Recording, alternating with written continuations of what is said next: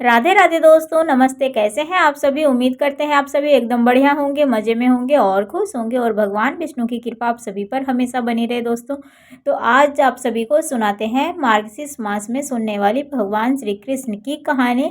तो चलिए हमारे वीडियो में बने रहिएगा और अगर हमारी कहानी आप सभी को पसंद आएगी दोस्तों तो प्लीज़ वीडियो को लाइक कर दीजिएगा।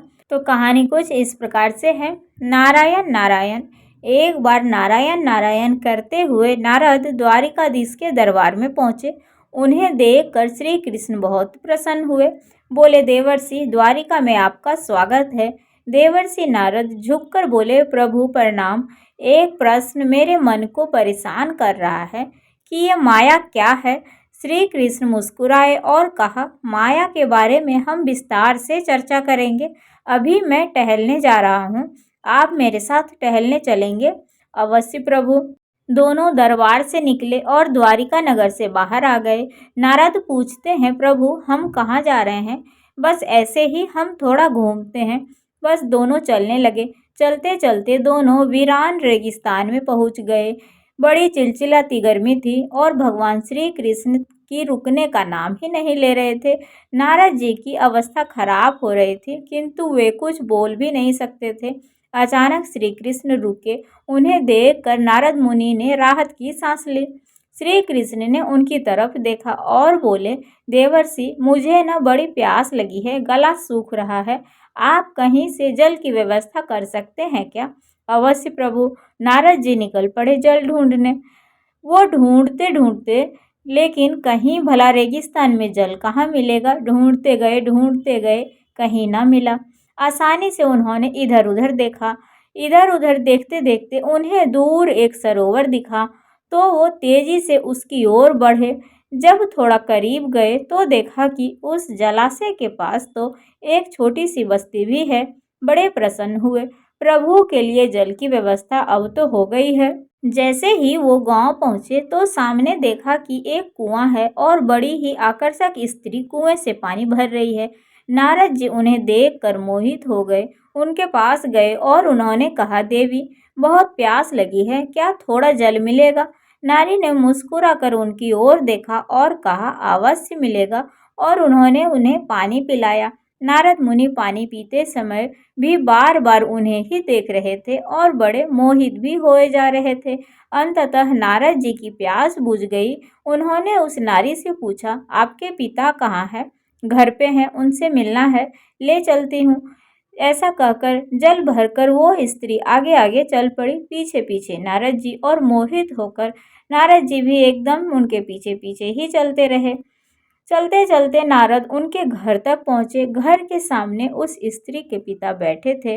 नारद जी ने पूछा, क्या आप इनके पिता हैं? उन्होंने कहा, जी, मैं सिर्फ इनका पिता ही नहीं बल्कि इस बस्ती का मुखिया भी हूँ। आपकी क्या सहायता कर सकता हूँ? नारद जी बोले, अरे वाह, बहुत अच्छा लगा सुन के। मैं नारद हूँ और मुझे आपकी पुत्री बड़ी अच्छी लगी है। मैं उनसे विवाह करना चाहता हूँ। इस बात पे लड़की के पिता ने देवर्षि नारद को ऊपर से नीचे की ओर देखा और कहा, देखने में तो आपका रूप रंग अच्छा है, कद काठी भी अच्छी है, चेहरे पे व्याप्त ज्ञान के तेज स्पष्ट है कि विद्वता भी है। तो आप तो हमारी पुत्री के लिए अत्यंत योग्य वर हैं और मैं अपनी पुत्री से आपका विवाह भी कर सकता हूँ, किंतु एक शर्त है। मुझे आपकी हर शर्त मंजूर है। ये शर्त है कि आप विवाह के पश्चात घर जमाई बनकर मेरे ही साथ रहेंगे और मेरे मरणोपरांत इस गांव के मुखिया बनकर इस गांव की भी देखभाल करेंगे और लोगों की सहायता और रक्षा करेंगे। नारद जी ऐसे में ही सम्मोहित हुए थे उस कन्या से कि उन्होंने शर्त के लिए भी हाँ कर दी और खुशी खुशी उस कन्या के पिता ने नारद जी से उनका विवाह करा दिया। नारद जी वहीं रहने लगे। शादी पुरानी हुई तो खेती और गृहस्थी भी करने लगे। उन्होंने घर का भार संभाल लिया। इसी बीच नारद जी के बच्चे भी हो गए। एक दिन उस कन्या के पिता गुजर गए। उनका देहांत हो गया और पूरा गांव व्याकुल हो गया।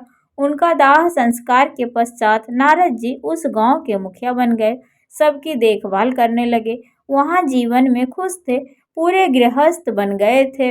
इसी बीच एक दिन अचानक उस गांव में भीषण बाढ़ आई और सारे घर डूब गए। नारद जी अपने पति और बच्चों को लेकर एक नाव में किसी तरह बच बचाकर निकले, मगर जल की धारा इतनी तीव्र थी कि उनकी नाव पलट गई। उन्होंने अपने परिवार को बचाने का बड़ा प्रयास किया, लेकिन मगर वो एक-एक करके सब दूर हो गए और नारद जी भी तीव्र गति की धारा में बहकर किसी एक किनारे पर पहुंचे।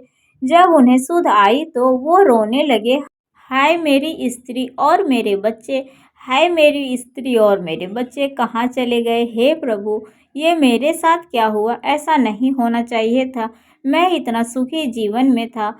आपने ऐसा क्यों किया मेरे साथ? तभी नारद मुनि को अचानक किसी की आवाज़ सुनाई दी, नारद नारद, देवर्षि आप क्या कर रहे हैं? आप वहाँ क्यों रो रहे हैं? यहाँ आइए। प्यास से मेरा कंठ सूखा जा रहा है। आप जल लेकर अभी तक नहीं आए। यहाँ आइए।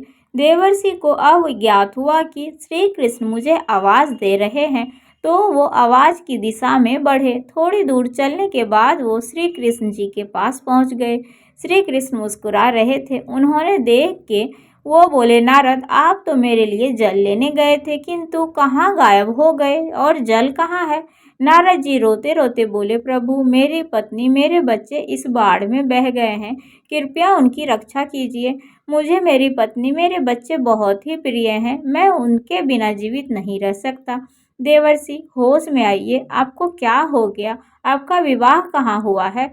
आपके बच्चे कब हो गए? अरे प्रभु, अभी तो गया था मैं उधर, तो मेरा विवाह भी हुआ है और मेरे बच्चे भी हुए हैं। श्री कृष्ण उन पर हंसे और बोले, देवर्षि इसी को माया कहते हैं। आप मुझसे दूर होकर माया के जाल में फंस गए थे। मैं आपको कितना भी समझाता, आप इस तरह से नहीं समझ पाते। यही माया है और माया का पास भी यही है। चलिए अब वापस से द्वारिका चलते हैं। फिर दोनों चलते चलते वापस द्वारिका आ गए।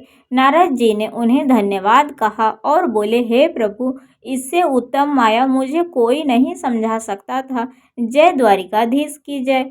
जय श्री कृष्ण की जय। नारायण नारायण कहते कहते नारद जी देवलोक की ओर चले गए। तो दोस्तों, श्री कृष्ण जी और नारद भगवान की कहानी कुछ इस प्रकार से थी और श्री कृष्ण भगवान की कहानी इस मार्गशीर्ष मास में ज़रूर सुननी चाहिए। तो दोस्तों, अगहन का महीना चल रहा है और बहुत ही पावन महीना, उत्तम महीना माना जाता है इस महीने को। और इस महीने में दान पुण्य करना और पूजा पाठ करना बहुत ही शुभ माना जाता है। तो चलिए दोस्तों, हमारी कहानी आप सभी को अगर थोड़ी सी भी पसंद आई हो तो प्लीज़ मेरे वीडियो को लाइक, चैनल पर जो भी नए आते हैं सब्सक्राइब, कमेंट, शेयर ज़रूर से कर दीजिएगा। तो चलिए मिलते हैं आप सभी से फिर से एक अगले वीडियो में। तब तक के लिए बाय बाय, राधे राधे, हर हर महादेव, जय श्री कृष्ण।